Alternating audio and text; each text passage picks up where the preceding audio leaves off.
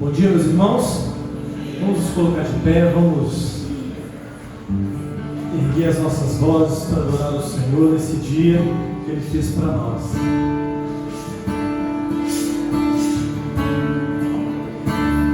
Não há ouro ou bens, nem riquezas também, que me afastem do teu coração.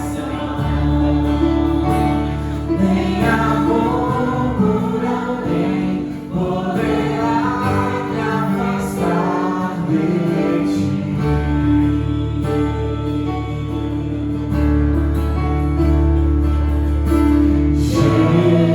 Jesus, incomparável amor que me resgatou. Mestre, hoje pra sempre tua face eu buscarei.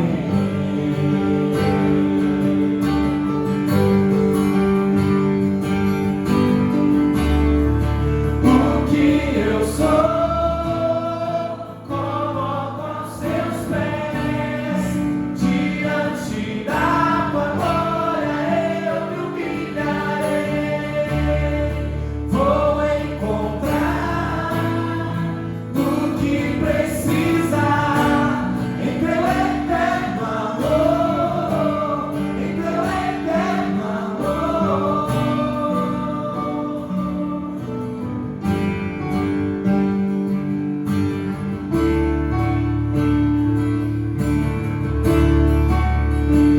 Abro mão do que sou, meus desejos eu dou. Quero em tudo, Senhor, te adorar.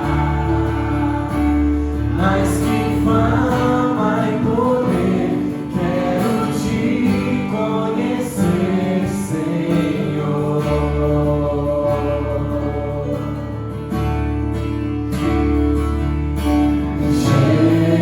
Jesus, incomparável amor que me resgatou. Mestre, hoje pra sempre tua face eu buscarei.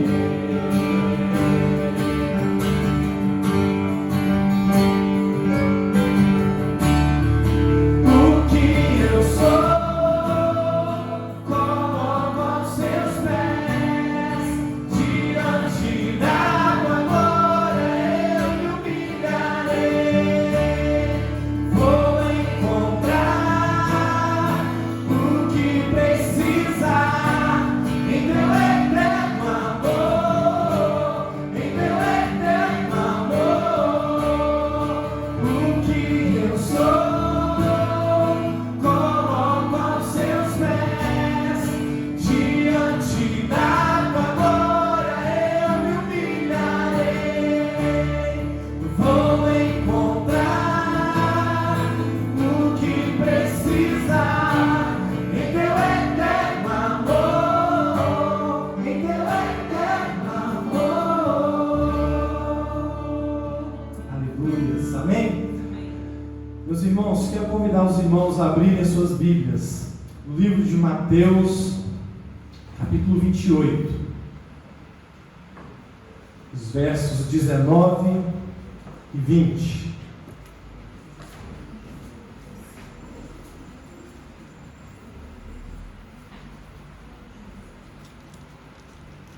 Mateus 28, 19 e 20. Portanto, vão e façam discípulos de todas as nações, batizando-os em nome do Pai, do Filho e do Espírito Santo, ensinando-os a obedecer tudo que eu lhes ordenei, e eu estarei sempre com vocês até os fins dos tempos. Amém?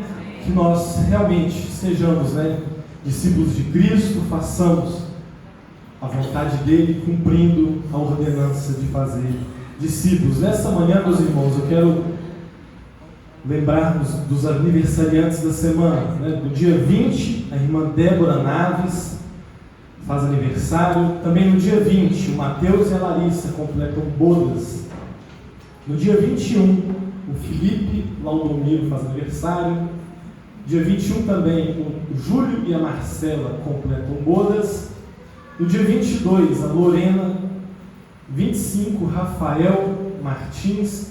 E também no dia 25, os irmãos Leandro e Cristiane também completam aniversário de casamento. Meus irmãos, vamos orar pela vida desses irmãos e assim estaremos dando também continuidade ao nosso culto. Senhor, nós queremos colocar, Pai, nas Tuas mãos a vida de cada aniversariante, Senhor.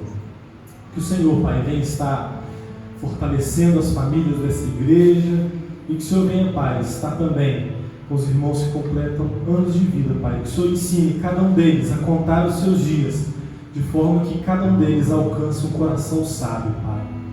Que o nosso coração, Pai, nesta manhã esteja no Senhor, naquilo que o Senhor quer falar aos nossos corações, e que as nossas expectativas, Pai, estejam em receber a Tua palavra, da boa semente, Pai. Que os nossos corações estejam abertos para ouvir o que o Senhor quer falar aos nossos corações e continue nos abençoar, Pai. Em nome de Jesus. Amém. Vamos cantar o hino Já Refúgio a Glória. Enquanto estivermos cantando, os irmãos que trouxeram seus dízimos e ofertas poderão estar dedicando nesse instante. Já refúgio a glória eterna de Jesus, o Rei dos Reis. Deve os reinos desse mundo seguirão as suas leis, os sinais da sua vida, mas se mostram cada vez vencendo, vem Jesus. Glória, glória, aleluia. Glória, glória, aleluia. Glória, glória, aleluia. Vencendo, vem Jesus. O clarim que chama os salvos, a batalha já soou. Cristo à frente do seu povo, multidão já conquistou. O inimigo em retirada, seu furor já demonstrou. Vencendo, vem Jesus.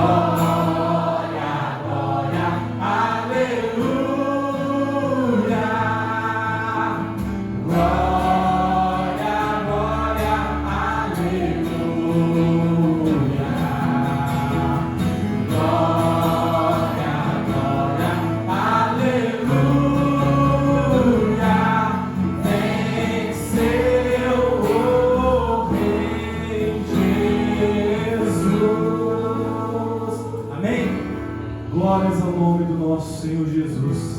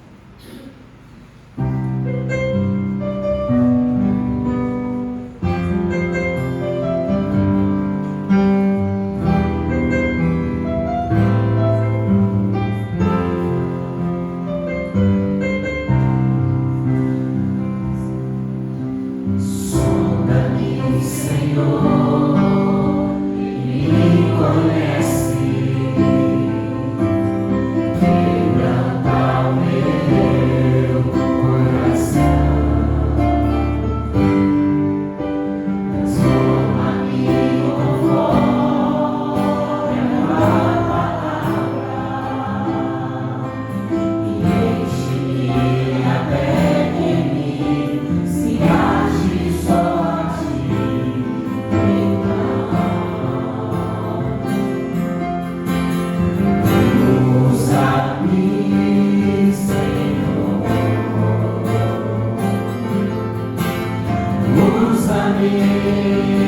como um farol que brilha à noite, como ponte sobre as águas, como abrigo no deserto, como flecha que acerta o alvo. Eu quero ser usado da maneira que te agrade, em qualquer hora, em qualquer lugar.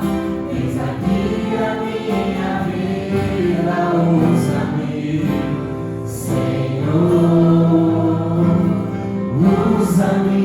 Mais uma vez, sonda-me, sonda-me, Senhor, e me conheces, quebranta o meu coração, transforma-me conforme a tua palavra e enche-me até que em mim se ache só a ti. Você pode pedir que Deus te use nesse dia. Usa-me, Senhor, usa-me,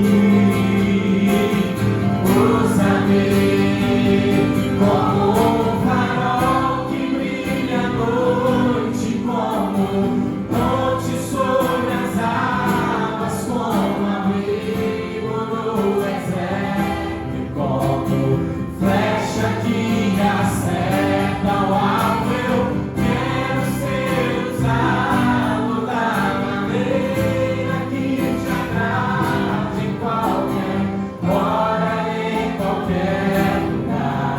Eis aqui a minha vida, usa-me, Senhor, usa-me,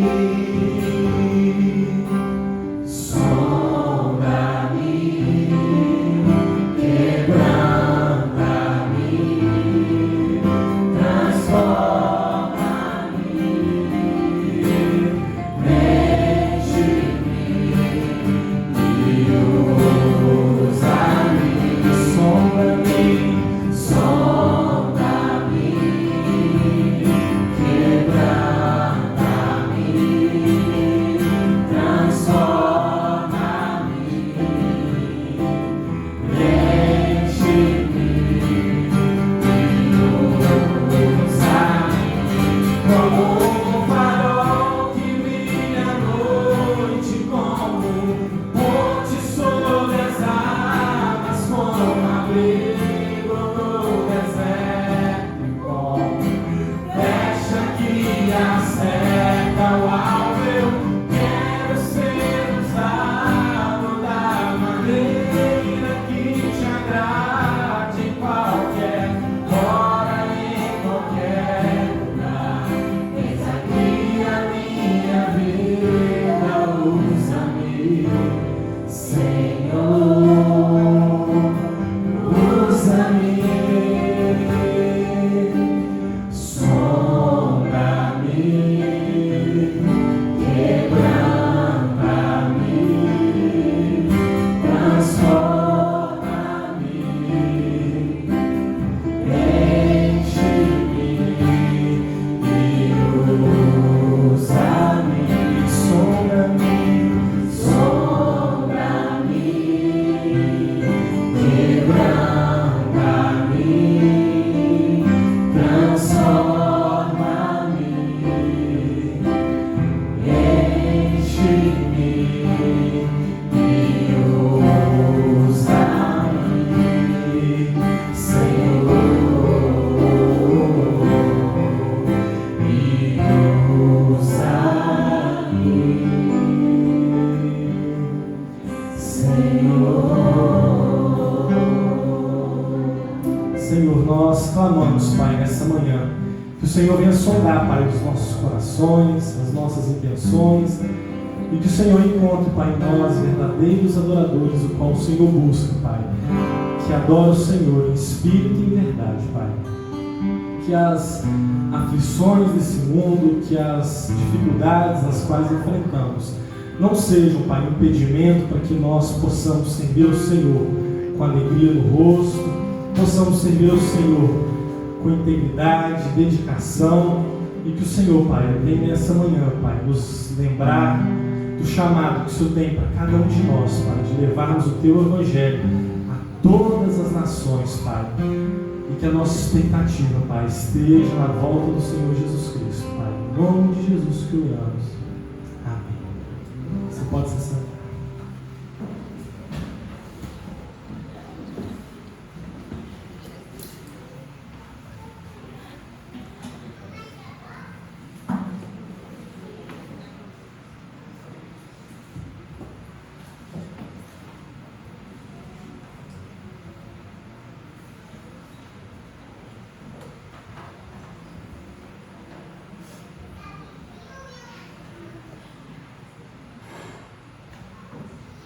Meus irmãos, hoje o pastor Paulo ele está na igreja de Nepomuceno pregando no aniversário deles lá, e aí ele pediu que eu estivesse falando aos irmãos nessa manhã.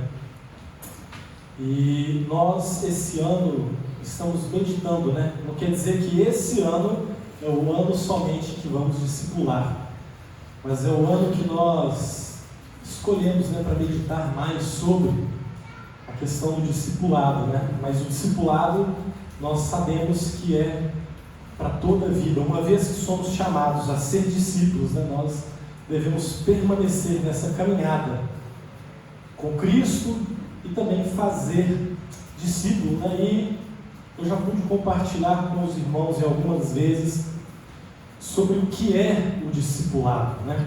E o discipulado ele consiste na imitação de Cristo.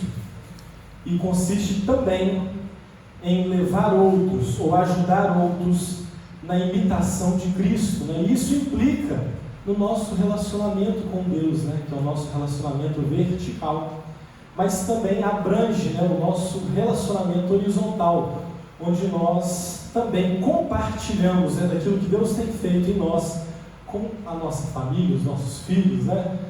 Com os irmãos que estão à nossa volta, não somente com os salvos, né? Principalmente também lá no nosso trabalho, na escola onde você estuda, em qualquer lugar que você esteja, né? Você é o embaixador da parte de Cristo, né? Para poder levar o Evangelho dele.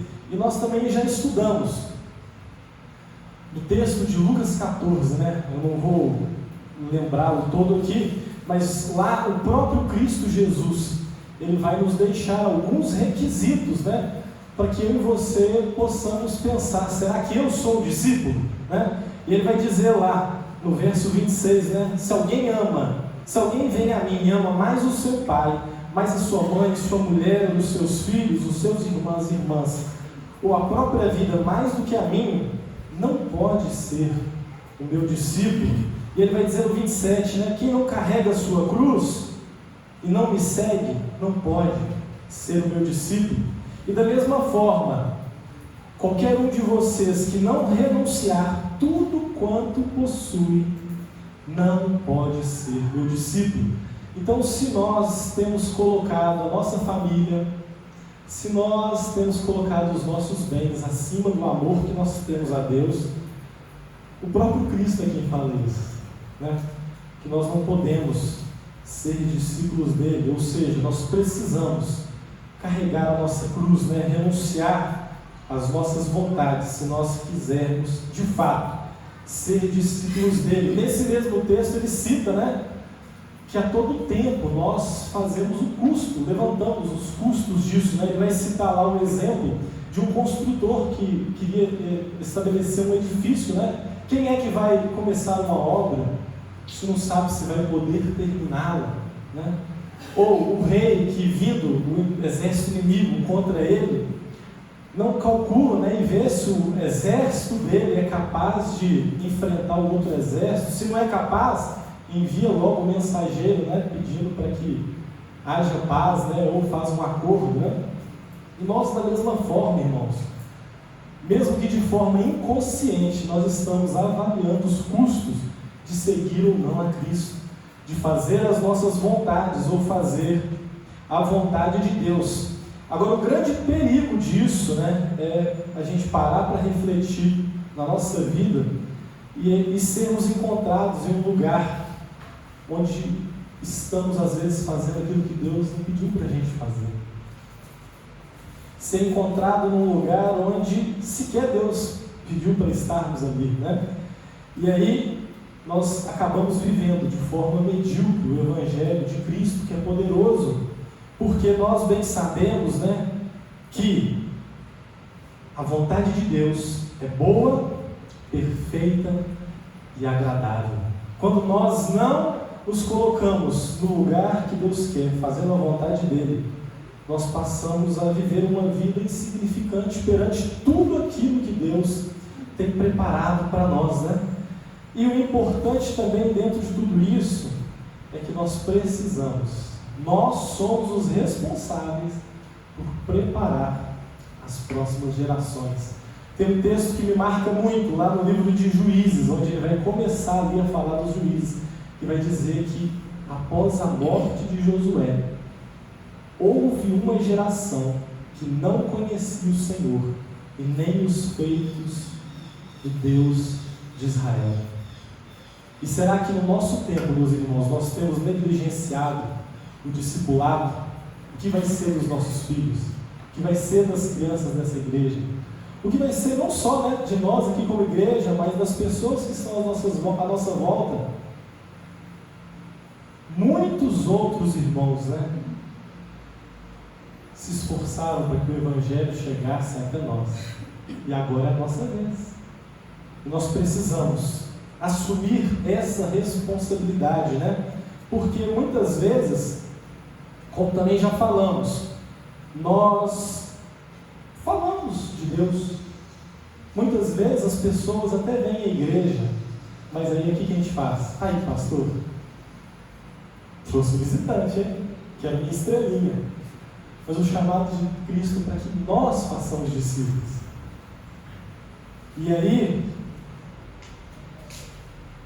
uma vez que nós fazemos discípulos, nós não podemos negligenciar o que nós lemos agora há pouco, que é que nós devemos ensinar a esses novos discípulos a obedecer tudo quanto Cristo tem ordenado. Tudo aquilo que nós aprendemos de Cristo, nós precisamos ensinar a outros, né? E recentemente, no primeiro sábado desse mês, nós pudemos reunir aqui como homens, né?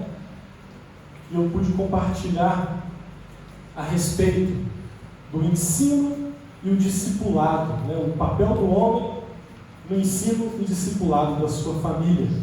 E o grande questionamento que nós pudemos aprender ali é quanto se nós podemos ser negligentes no ensino e se nós podemos ser negligentes no discipulado. E aí, o entendimento que o Senhor me deu a respeito desse assunto é que você pode, de fato, não estar ensinando a palavra de Deus para os seus filhos. Você pode, de fato, não estar ensinando ele as coisas do reino de Deus.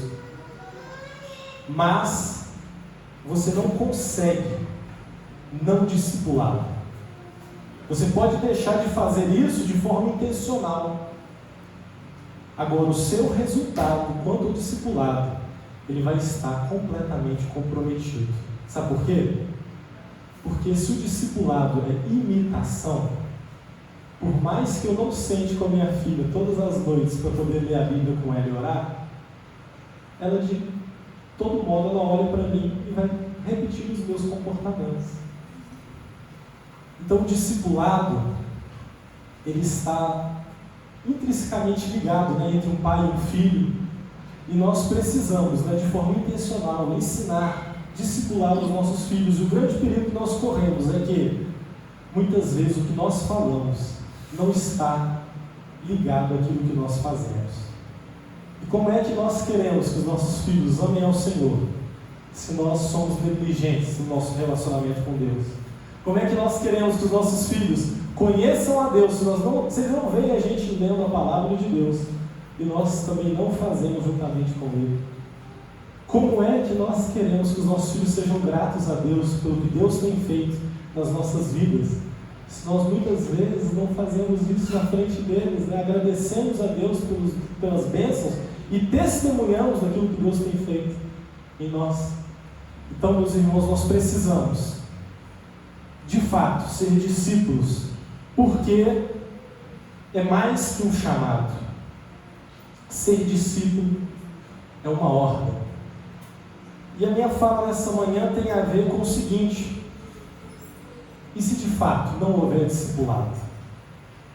Quais são os problemas, né, que nós enfrentaríamos se nós de fato resolvermos ser negligentes quanto ao discipulado que Cristo nos ordena? E o ponto de partida que eu quero falar aos irmãos nessa manhã é que muitos hoje que se dizem crentes não estão dispostos a de fato dar esse passo seguinte de se tornarem discípulos, né? O mundo hoje tem nos enxergado, né, como evangélicos. Só que esse termo anda tão banalizado que, confesso aos irmãos, né, dá vergonha às vezes de dizer: eu sou evangélico. E aí, como nós nos chamamos, né? Eu sou cristão, né, seguidor de Cristo. Mas o convite de Jesus é para que sejamos discípulos, o que vai muito além do que sermos apenas crentes, né? Eu digo ir além porque de fato é necessário crer, né, para sermos salvos. Mas no livro de Tiago ele vai dizer o seguinte: olha, você crê que existe apenas um só Deus? Muito bem, até os demônios creem e eles tremem diante dessa verdade. Quantas pessoas, dizendo crer no Senhor Jesus, vivem as suas vidas conforme as suas vontades, as suas paixões, os seus prazeres? Ou seja, os demônios têm consciência daquilo que é crer em Cristo, né? E nós precisamos de verdadeiramente ter o temor diante dessa verdade. E essa questão, meus irmãos, de dar esse passo a mais, né? Esse dilema entre ser apenas crente ou ser discípulo, ele me faz lembrar de um dilema que existe também, né, entre Paulo e Tiago, onde Paulo vai dizer o seguinte: olha, vocês são salvos pela graça por meio da fé, e isso não vem de vocês, é dom de Deus, né? Então a graça, a fé vem por meio da graça de Deus, né? E ele vai dizer que não vem por obras, para que ninguém se glorie. Só que chega lá Tiago, ele vai dizer assim: olha, de que adianta, meus irmãos, alguém dizer que tem fé, se não tem obras? Acaso a fé pode salvá-lo? Se o irmão ou irmã estiver necessitado de roupa e do alimento de cada dia, e um de vocês lhe disser: vá em paz, aqueça-te e alimente-se até satisfazer-se, sem porém lhe dar nada, de que adianta isso? Assim também a fé por si só, se não for acompanhada de obras, ela está morta. Mas alguém dirá: você tem fé, eu tenho obras. Mostre-me tua fé sem obras, e eu lhe mostrarei a minha fé pelas obras. Nenhum dos dois, meus irmãos, se contradiz em momento nenhum, né? Um complementa o outro. Paulo vai dizer que a fé não é pelas obras, com qual propósito? Que ninguém se glorie naquilo que faz. Mas, se nós dizemos crer, as nossas atitudes, ou seja, as nossas obras, precisam ser acompanhadas. E se nós dizemos então ser crentes, nós precisamos progredir na nossa caminhada, no caminho do crescimento e maturidade cristã. Então o primeiro problema, né, que eu falo aos irmãos é com relação a darmos esse passo de sermos verdadeiramente discípulos de Cristo, né? E o segundo problema é a imaturidade cristã. Uma vez que nós não discipulamos, a nossa igreja, ela não cresce, ela não se desenvolve, né? E nós vamos ter uma reunião de pessoas que necessitam das suas lideranças para serem alimentadas espiritualmente, né? São pessoas que vão viver oscilando na fé. Você pode abrir juntamente comigo aí Hebreus, lá no capítulo 5, nós vamos ler do verso 11 até o 14. Hebreus 5, os versículos 11 ao 14.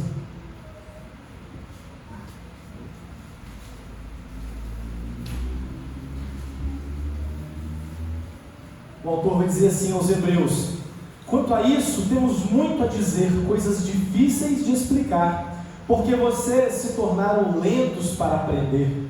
De fato, embora a essa altura já devessem ser mestres, vocês precisam de alguém que lhes ensine novamente os princípios elementares da palavra de Deus. Estão precisando de leite e não de alimento sólido.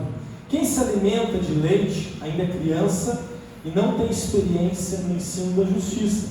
Mas o alimento sólido é para adultos, os quais, pelo exercício constante, tornaram-se aptos para discernir quanto bem quanto o mal. Percebam que aí ele não está falando que aqueles irmãos precisavam estar preparados para as grandes dificuldades que eles enfrentariam, as grandes tribulações ou grandes tempestades.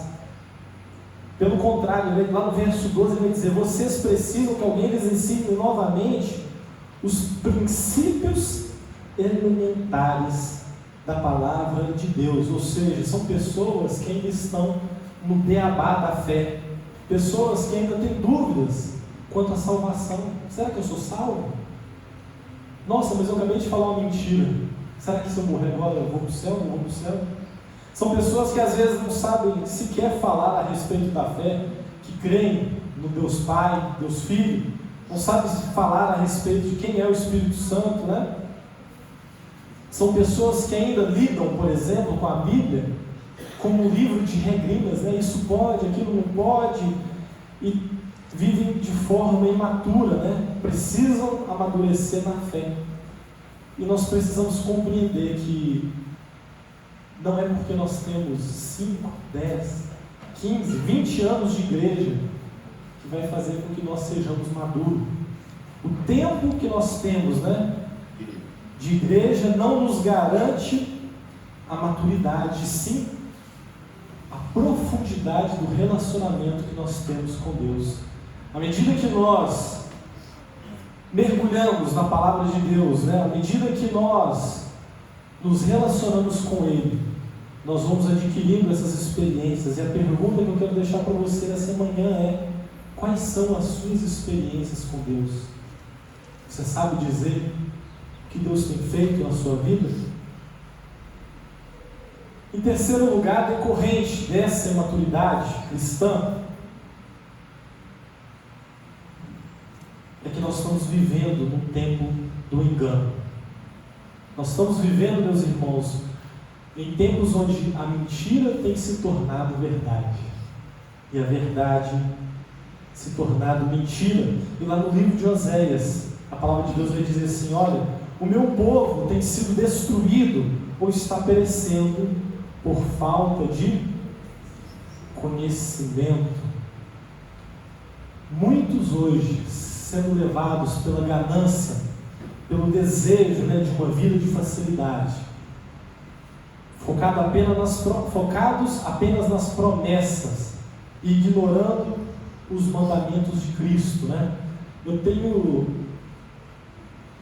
indicado, né, para os jovens, né, até nós temos esse livro ali na biblioteca dos jovens, vários deles já leram, um livro que chama A Formação de um Discípulo, do autor Kate Phillips. Ele diz o seguinte, que é muito interessante: uma das grandes tragédias do cristianismo do século XX é que muitos cristãos que conhecem a Bíblia foram educados longe da obediência.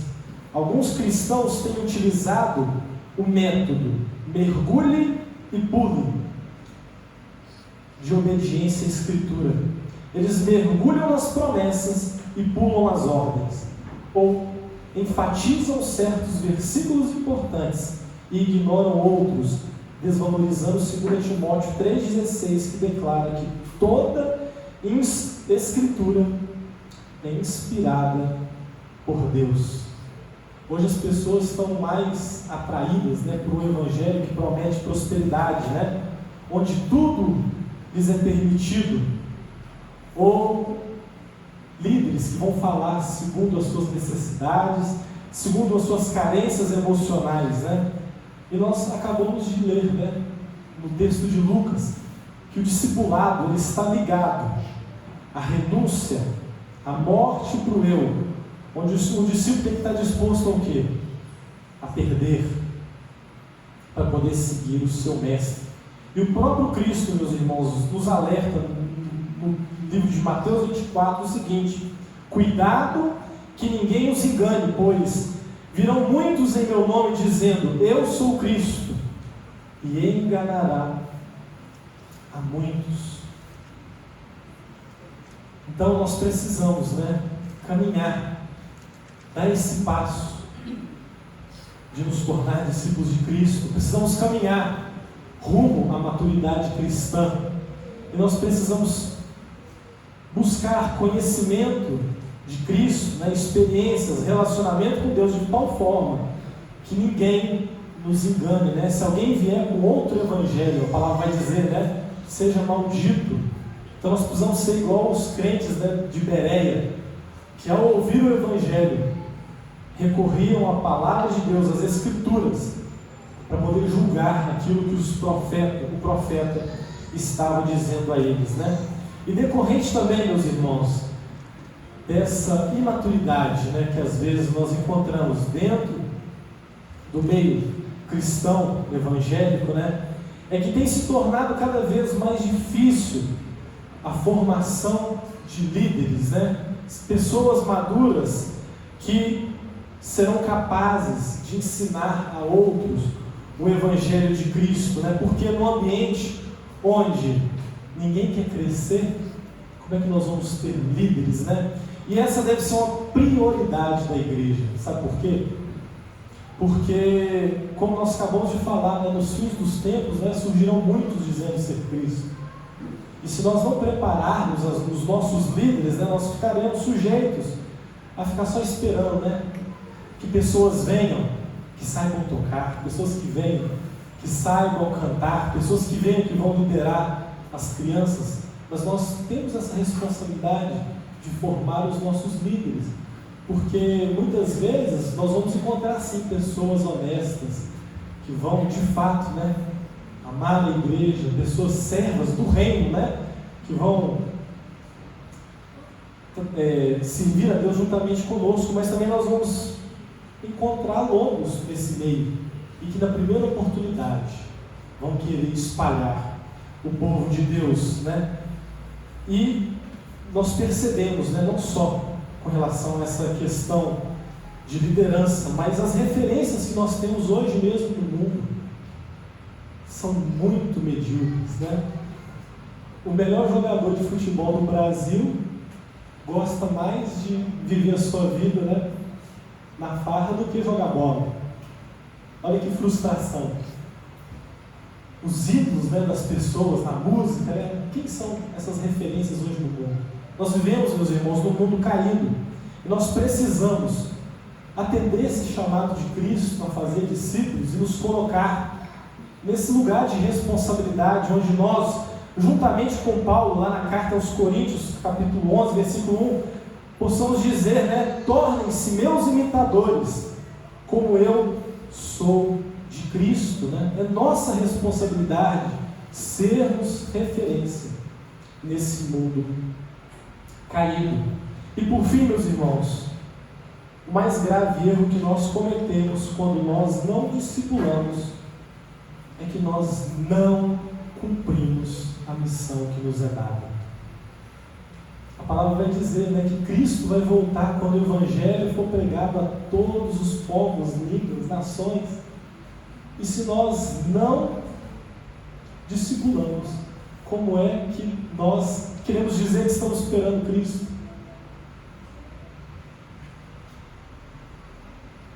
Nós, muitas vezes, enganosamente, né, achamos que negar a Cristo vai ser quando a igreja for perseguida. Alguém pegar lá uma arma, apontar para a nossa cabeça e dizer a nós, negue a Cristo ou você vai morrer. Não, não. Nós negamos a Cristo, meus irmãos, sempre que escolhemos a fazer as nossas vontades.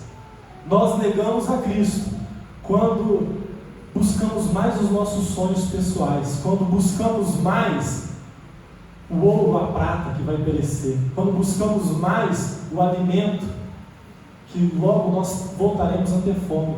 Nós negamos a Cristo quando nós estamos mais em busca da água que nós voltaremos a ter sede. Mas Cristo, Ele quer nos oferecer águas vivas, o pão da vida, que verdadeiramente nos sacia. E em Lucas, no capítulo 6, Cristo vai dizer o seguinte: olha, vocês me chamam de Senhor, Senhor, mas não fazem o que eu digo. Hoje em nossas igrejas é comum vermos pessoas que vivem muito bem sem Deus. Como assim, São pessoas que diariamente insistem em viver suas vidas sem orar. São pessoas que não sentem a mínima necessidade de ler a palavra de Deus. São pessoas que não estão se relacionando com Ele, que não estão em comunhão com Deus. E esse é o grande perigo que nós corremos nesse tempo de engano, nesse tempo onde muitas pessoas têm buscado a satisfação própria, seus próprios desejos. Eu quero concluir essa palavra, meus irmãos, porque eu sei que você deve estar pensando o seguinte, tudo bem, eu entendi, precisamos discipular, mas como? Por onde é que nós começamos, E é um erro nós acharmos que todos precisam entender, porque todas as vezes que nós colocamos essa responsabilidade no coletivo e esquecemos que o chamado de Cristo para ser discípulo dele é pessoal, nós sempre terceirizamos, Nós sempre terceirizamos o chamado à obediência a Cristo. Mas eu costumo falar para os jovens adolescentes nas nossas reuniões, que o dia que apenas um de nós entendermos que nós precisamos ser discípulos e fazer discípulos, nós vamos ter aqui dentro dessa igreja discípulos. A nossa igreja vai estar repleta de discípulos. O nosso bairro vai saber que tem um discípulo naquele lugar.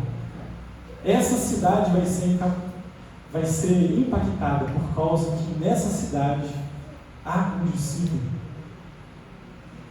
E é muito óbvio isso, meus irmãos. Se com 12 discípulos Jesus os discipulou e o Evangelho chegou até nós hoje, olha quanta perseguição os cristãos passaram, quantos cristãos precisaram entregar as suas próprias vidas por causa do Evangelho de Cristo. Será que um discípulo não mudaria a realidade dessa cidade? Nós precisamos entender, meus irmãos, que o Evangelho é o poder de Cristo para a transformação das nossas vidas. Mas e aí? Nós vamos começar por onde? É lá em casa. É lá na nossa casa.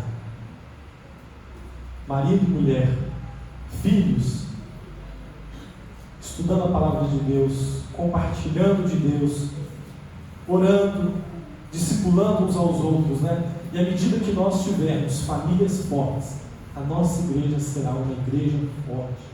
Porque família e igreja são duas instituições estabelecidas por Deus. É propósito de Deus para nós. Mas pode ser que nessa manhã você já tenha essa convicção, Eu sou um discípulo. Eu sou um discípulo, Janari. Eu tenho feito discípulos. E aí a minha palavra para você nessa manhã é o seguinte, para você refletir: será que o seu discipulado tem sido eficaz? A Bíblia ela vai nos dar exemplos de como deve ser um discipulado eficaz. E lá em 2 Timóteo, no capítulo 2, no versículo 2, vai dizer assim, Paulo dizendo a Timóteo: essas coisas que você ouviu dizer na minha presença e de muitas testemunhas, confie a homens fiéis que sejam também capazes de ensinar a outros. Ou seja, Paulo havia discipulado Timóteo, e ele dá instrução a Timóteo de que ele instrua a homens fiéis, e que esses homens fiéis instruam a outros.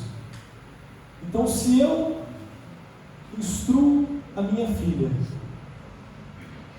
mas a minha filha, ela não leva o Evangelho adiante, o meu discipulado não é eficaz. Você pode abrir comigo, por último, agora, em 1 Tessalonicenses, no capítulo 1, nós vamos ler do verso 6 até o verso 10.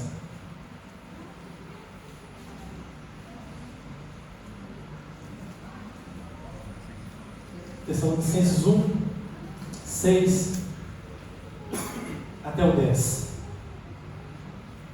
De fato, vocês se tornaram nossos imitadores e do Senhor. Apesar de muito sofrimento, receberam a palavra com a alegria que vem do Espírito Santo, e assim tornaram-se modelo para todos os crentes que estão na Macedônia e na Acaia. Porque partindo de vocês propagou-se a mensagem do Senhor na Macedônia e na Acaia. Não somente isso, mas também por toda parte tornou-se conhecida a fé que vocês têm em Deus. O resultado é que não temos necessidade de dizer nada mais sobre isso, pois eles mesmos relatam de que maneira vocês nos receberam, como se voltaram a Deus, deixando os ídolos, a fim de servir ao Senhor, ao Deus vivo e verdadeiro, e esperar dos céus a seu Filho, a quem ressuscitou dos mortos, Jesus, que livra da ira que há de vir. Percebam novamente, Paulo, ele prega o Evangelho àqueles irmãos em Tessalônica. E olha como é que é o modelo do discipulado eficaz. Paulo prega aos Tessalonicenses. Os Tessalonicenses já tinham pregado o Evangelho por toda a Macedônia e Acaia. Aí você pode pensar, né? Já foram duas regiões, né? Mas não parou por aí. Ele vai dizer não somente isso, mas por toda a parte o Evangelho foi pregado. O interessante da gente estudar, né? Estudamos até recentemente ali na classe de GBD dos jovens, o livro de Tessalonicenses, é que uma das preocupações daqueles irmãos ali, sabe qual que era? Nós estamos falando de uma igreja que Paulo está dizendo aqui que ele não tinha muitas coisas a corrigir naquela igreja, a exortar aqueles irmãos. Mas quais eram as preocupações daqueles irmãos? Aqueles irmãos eram tão discipuladores que a expectativa deles estava na volta de Cristo. As dúvidas deles eram quanto às pessoas que haviam morrido. E agora? Jesus vai voltar? Como é que vai fazer? Estão falando aí que Jesus já voltou, e será que isso é verdade? E as orientações de Paulo a eles é quanto à expectativa da vinda de Jesus. Outra característica dessa igreja, ela era fortemente perseguida, mas ela permanecia fiel. E serve para a nossa meditação hoje, nos nossos dias. Onde é que estão os nossos pensamentos? Será que nós estamos mais preocupados com aquilo que nós sonhamos, nós planejamos, por exemplo, para o ano de 2024? As coisas que nós podemos conquistar nesse mundo? Ou será que nós estamos cumprindo o chamado de Cristo para sermos discípulos e fazer discípulos? E o nosso anseio, a nossa expectativa é: volta, Jesus, volta. Será que alguém tem se levantado contra nós para poder nos afrontar porque estamos pregando o Evangelho?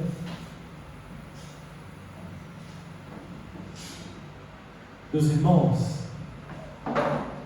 o discipulado deve ser algo que nós devemos buscar incessantemente. Ou nós somos discípulos de Cristo,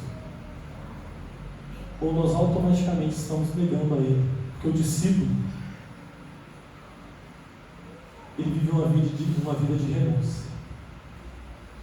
E o que nós hoje temos aberto mão, para poder seguir a Cristo. O discípulo não é uma pessoa de sucesso.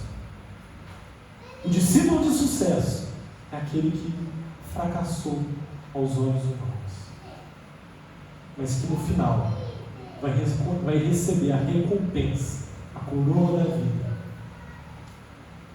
e vai viver eternamente na glória com Cristo. Que nós tenhamos consciência do chamado de Cristo e que possamos obedecer a Cristo de forma irrestrita, de forma imediata. Quantos foram os discípulos que ouviram esse chamado, mas viraram para Jesus e disseram: preciso sepultar os meus pais, olha, eu preciso despedir. O que Jesus disse para essas pessoas? Que eu e você possamos entender e obedecer a Cristo o chamado. Vamos orar mais uma vez. Senhor, muito obrigado pela Tua palavra, que é útil, Pai, para poder nos exortar, que é útil para poder nos edificar. E que nessa manhã, Pai, nós possamos ter consciência desse chamado que o Senhor tem para cada um de nós. Sonda os nossos corações, Pai. Que nós possamos, Pai, nos colocar à disposição do Senhor, como nós cantamos. Queremos ser flechas que acertam o alvo, que queremos criar pontes, Pai, com os perdidos, que eles possam conhecer o Senhor através de nós. Que no nosso coração, Pai, possa haver um desejo ardente de poder andar mais com o Senhor, relacionar mais contigo. E que possa haver em nós um senso de urgência, Pai, quanto à sua volta. Que possamos desejar, mas não somente desejar da boca para fora, mas que as nossas atitudes, Pai, venham fazer com que nós venhamos a testemunhar no nosso trabalho, na nossa escola, em qualquer lugar, Pai, que nós estejamos. E que as pessoas possam ver em nós homens e mulheres de Deus nesse lugar. É no nome de Jesus que oramos.